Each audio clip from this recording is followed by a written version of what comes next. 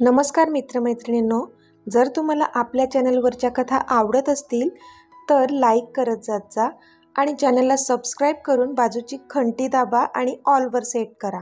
म्हणजे जेव्हा जेव्हा मी नवीन व्हिडिओ किंवा कोणतीही नवीन पोस्ट अपलोड करेन तेव्हा ती सगळ्यात आधी तुमच्यापर्यंत पोहोचेल. धन्यवाद. तर वळूया आपल्या कथेच्या पुढच्या भागाकडे. कितीही मनात येत असलं तरी इतक्या रात्री तिला कॉल करणं त्याला बरोबर वाटत नव्हतं, म्हणून तो तिला कॉल करत नव्हता. इच्छा तर त्याची जबरदस्त होती तिचा आवाज ऐकण्याची आणि तिला पाहण्याची, पण अजून तो तिथेच असल्यामुळे ती पूर्ण होणार नव्हती. इतक्यात त्याचा फोन वाजला, पण स्क्रीनवर परी कॉलिंग येत असलेलं पाहून त्याच्या ओठांवर एक खूप मोठी स्माईल आली होती. आता पुढे. हॅलो, तो मुद्दाम निर्विकारपणे बोलला. हाय ऋषी, ती बोलली, पण तिच्या तोंडून स्वतःचं नाव ऐकून त्याचं दिल मात्र गार्डन झालं. एक वेगळाच सुकून मिळाला त्याला तिचा आवाज ऐकून. हे हाय परिणिती, बोल, तू कसा काय कॉल केलाच? त्याने विचारलं. तसे तिने डोळे फिरवले. इथे स्वतः तर इतक्या दिवसात मला एक कॉल पण केला नाही, आणि आज मी स्वतः कॉल केला आहे तर मलाच विचारतोय की मी कसा कॉल केला. मी कशी आहे ते पण नाही विचारलं. ती मनातच बोलली, का सहज कॉल करू शकत नाही का मी? काही काम असेल तरच तुला कॉल करायचा का? तू पण काम असेल तेव्हाच कॉल करतोस का मला? तिने चिडून विचारलं. तसा तो कालातच हसला. अगं नाही, तसं नाही. ओके, बोल तू. स्वतःच्या फिलिंग्स कंट्रोल करत बोलला तो. आय थिंक तू बिझी आहेस, आपण नंतर बोलू. Okay, bye. ती पुन्हा चिडून बोलली. तिला आता राग येत होता त्याचा, कारण तो खूपच तुटक बोलत होता तिच्याशी. ओके ठीक आहे, ॲक्च्युली खरंच थोडा बिझी आहे, आपण नंतर बोलू. हां, बाय, टेक केअर. तो बोलला आणि त्याने फोन कट केला. हां, ती मात्र कट झालेल्या फोनकडे आवासून बघू लागली आणि चिडून फोन डेस्कवर ठेवला तिने. समजतो कोण हा स्वतःला? माझा फोन कट करतो म्हणे बिझी आहे. असा कोणत्या कामात बिझी असेल? एक मिनिट, हा त्याच्या त्या बघायला गेलेल्या मुलीसोबत तर नसेल ना? आणि म्हणून मला अवॉइड करत असेल? हो, असू शकतं. ती मनातच सगळं मांडू लागली होती. इथे तो मात्र फोन बाजूला ठेवून त्याच्या हृदयावर हात ठेवून होता. सॉरी डिअर, पण इच्छा नसतानाही मला तुझा फोन कट करावा लागला. ते म्हणतात ना, कुछ पाने के लिए कुछ खोना भी तो पडता है. तसंच काहीसं. का कुणास ठाऊक मला पण वाटतंय की जसा मी तुझ्या विचारात गुंग असतो तशीच तू पण माझा विचार करत असशील. जसा विरहाच्या अग्नीत मी तापतोय तशीच तू पण आता मला मिस करत असशील. आय नो, नाहीतर तू मला स्वतःहून फोन केलाच नसता. फक्त काही तास डिअर, तेवढी कळ काढ, मी येतोच आहे तुला भेटायला. रियांश स्वतःशीच बोलत होता आणि स्माईल करत होता. संध्याकाळ झाली होती आणि परी आता ऑफिसमधून निघायची तयारी करत होती. सकाळपासून मॅडमचा पारा चढलेलाच होता. त्याला कारण पण तसंच होतं. रियांश तिच्याशी फोनवर नीट बोलला नव्हता. असं तो कधीच करत नसे. मग नेमकं आजच तो आपल्याशी असा का वागतोय ह्याचा संदर्भ तिने तो बघायला गेलेल्या मुलीशी जोडला होता आणि म्हणून तिचा संताप होत होता. ती रागारागानेच तिची बॅग भरत होती आणि आता ते निघणार तोच तिच्या फोनवर मेसेज ब्लिंक झाला. हाय डिअर, आपल्या नेहमीच्या कॅफेमध्ये भेट, शार्प 6 o'clock. हो, त्याचाच मेसेज होता. तो आत्ताच गोव्याहून घरी परत आला होता आणि त्याने तिला लगेचच भेटण्यासाठी मेसेज केला होता. पण तो मेसेज वाचून मात्र तिने नाक मुरडलं. मी नाही येणार, जा. आला मोठा मला ऑर्डर करणारा. ती चिडूनच स्वतःशीच बोलली आणि सरळ फोन पर्समध्ये टाकून बाहेर गेली.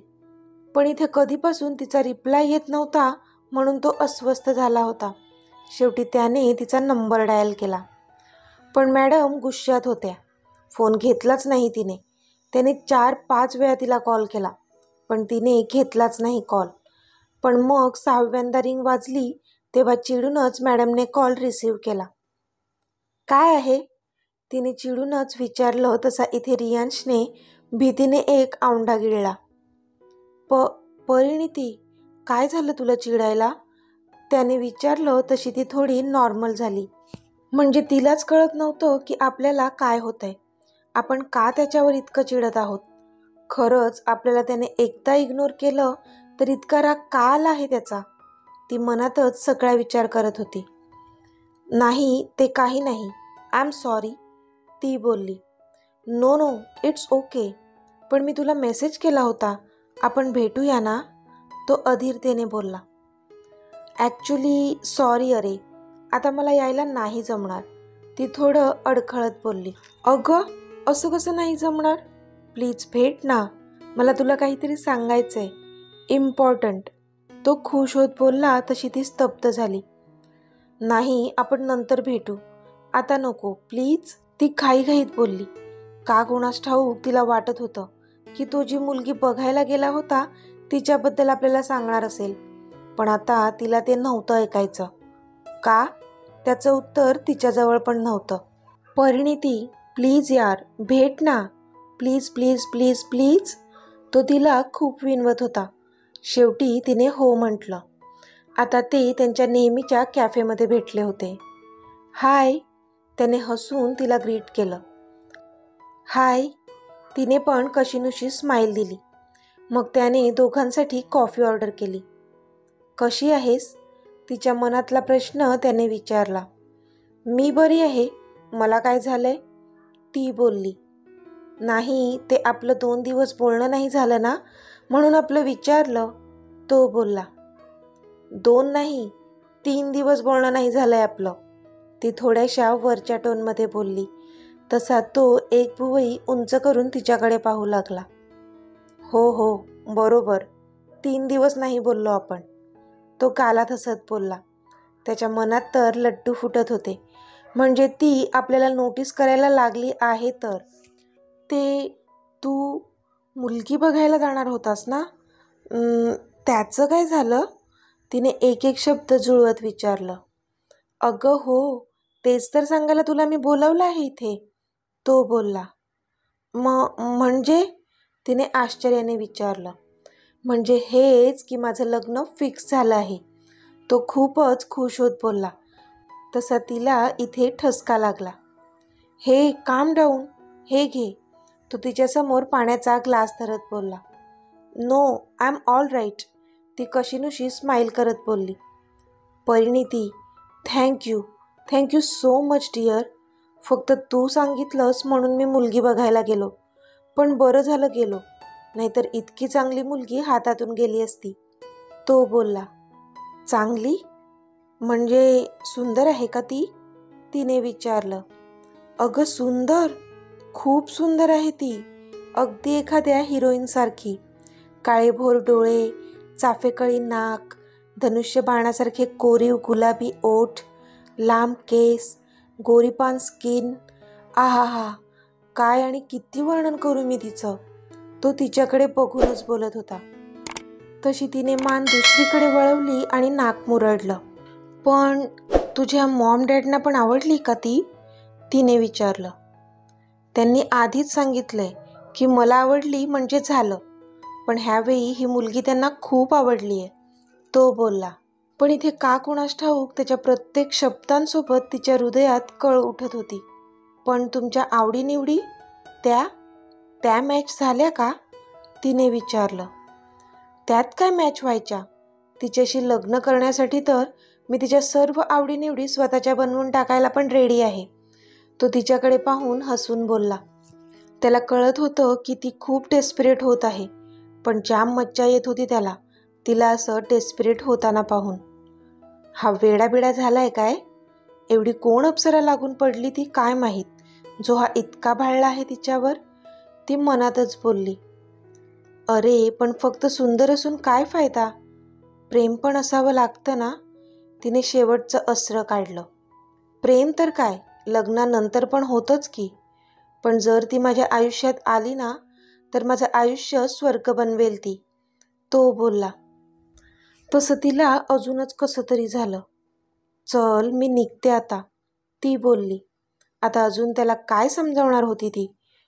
आणि त्याच्या बाता ऐकून तिला तिथे एक क्षणही थांबवत नव्हतं. अगं काय झालं? तू खुश नाहीस का माझ्यासाठी? त्याने विचारलं. मी का खुश नसेन? I am happy for you. ती चेहऱ्यावर कशीबशी स्माईल आणत बोलली. पण मला तर तसं नाही वाटत. तो तिच्या डोळ्यात डोळे घालून बोलला. तशी ती गडबडली. हां? ती प्रश्नार्थक त्याच्याकडे पाहू लागली. अगं म्हणजे तू मला कॉंग्रॅच्युलेट पण नाही केलंस ना, म्हणून मला वाटलं तू खुश नाहीस. तो सारवासारव करत बोलला. ओ कॉंग्रॅच्युलेशन्स, ती गडबडून बोलली. थँक्स डिअर, तो पण हसून बोलला. निघूया, ती बोलली तशी त्याने मान डोलावली आणि दोघेही कॅफेच्या बाहेर पडले. आय एम सॉरी डिअर, पण तुझ्या मनातल्या फिलिंग्स बाहेर काढण्यासाठी मला हे करावंच लागेल. रिअली सॉरी, 100 टाइम्स सॉरी, तो मनातच बोलला. आदी आणि युविका आता ऑफिसमधून घरी आले होते. एकत्र नाही हां, वेगळे वेगळेच. फ्रेश होऊन दोघेही खाली लिव्हिंग हॉलमध्ये बसले होते. आजी, अक्षता, प्रतीक्षा, आकांक्षा पण तिथेच बसले होते. सगळे इकडच्या तिकडच्या गप्पा मारत होते. फक्त आदी तेवढा त्याच्या टॅबमध्ये डोकं घालून होता. ऑफिसच्या मेल्सना रिप्लाय करत होता तो. पण मधून युविकालाच पाहत होता. ती पण तिरप्या नजरेने त्याच्याकडे पाहत होती. ब्लॅक ट्रॅक पॅन्ट आणि पिंक सँडो घातली होती त्याने. केस विस्कटलेले होते त्याचे, पण तरी त्याला ते सूट होत होते. घरच्या कपड्यांवर पण खूपच क्यूट दिसत होता तो. आणि तिची नजर काही त्याच्यावरून हटत नव्हतीच. ती आपल्याकडे एकटक पाहत आहे हे पाहूनच साहेबांची कळी खुलली होती. त्याने एकदा सगळीकडे नजर फिरवली. सगळेजण आपापल्या धुंदीत होते. त्याने त्या सगळ्यांची नजर चुकवून तिला ओठांनी फ्लाइंग किस दिली. तसे तिचे मात्र डोळे मोठे झाले. पण तो गालातच हसला तिच्या ह्या रिॲक्शनवर. मोबाईल बघ तुझा, त्याने डोळ्यांनी असा इशारा केला तिला. बहुतेक त्याने मेसेज केला असेल काही, म्हणून फोन बघायला सांगत होता तो तिला. तिने फोन हातात घेतला आणि त्याचा मेसेज ओपन केला. Hey sweetie, I am so much excited for tomorrow, for our first sleep vlog. You too excited no? पण तो मेसेज वाचूनच तिच्या पोटात गोळा आला आणि गाल झरझर गुलाबी झाले. तिच्या गालावरची लाली पाहिली त्याने आणि गालातच हसला तो. तिच्याकडे पाहिलं आणि डोळ्यांनीच खुणावलं तिला की तू रेडी आहेस ना? पण तिने लाजून नाहीमध्ये मान हलवली. तसा त्याचा चेहरा केविलवाणा झाला. तिला मात्र खूप हसायला आलं त्याच्यावर. त्यांची दोघांची नजरेनेच मस्ती सुरू होती.